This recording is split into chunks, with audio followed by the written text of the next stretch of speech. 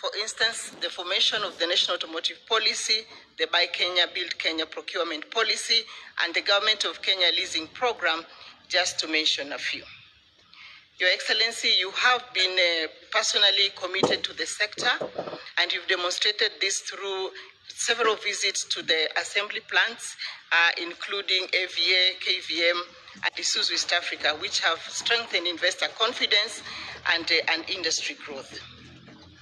Increased government procurement of locally assembled vehicles, particularly through the Kenya Vehicle Leasing for the National Police Services, has further supported the growth of SMEs involved in servicing, repair, and maintenance across the country. In the last 5 years, we only had 70 service centers. We have over 300 touch points, mainly young people and youth.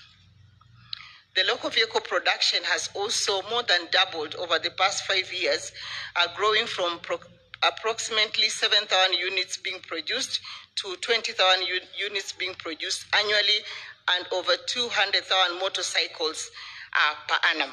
With this, the industry has been able to create about 100,000 jobs across its value chain. These achievements, Your Excellency, demonstrates the critical role of progressive policy intervention in driving economic growth and industrial development. Having made such wonderful progress, the question is, how will we as an industry take advantage of the Samurai Fund to further support the automotive industry? The fund can support the implementation of progressive industry standards, including the KS 1515, aimed at strengthening vehicle safety, improving emission standard, and progressively phasing out imports of used vehicle categories that can be produced locally.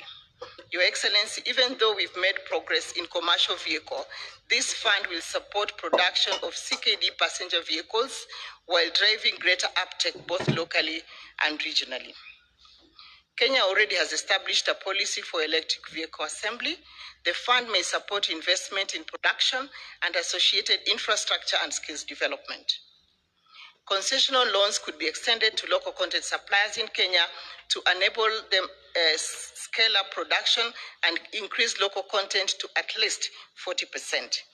This 40% local content, Your Excellency, is critical in strengthening Kenya's competitiveness within the East Africa and the Africa Continental Free Trade Area by enhancing domestic value addition, reducing reliance on imports, and supporting sustainable industry growth.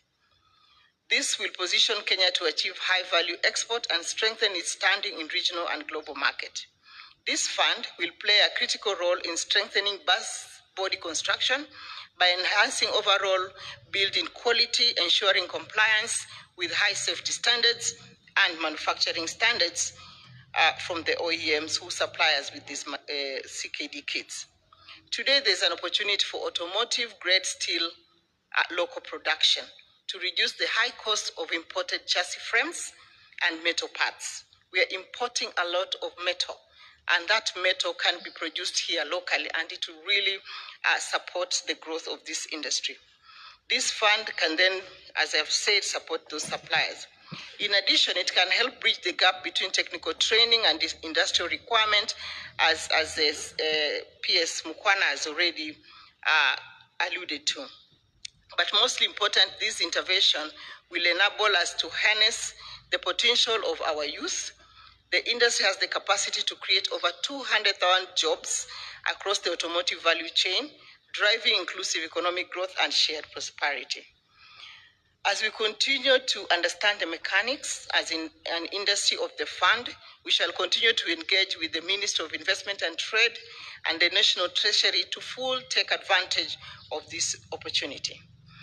As I conclude, Your Excellency, we wish to express our sincere appreciation for the government of Japan and the government of Kenya for their continued support towards the growth of the automotive industry in Kenya. I thank you.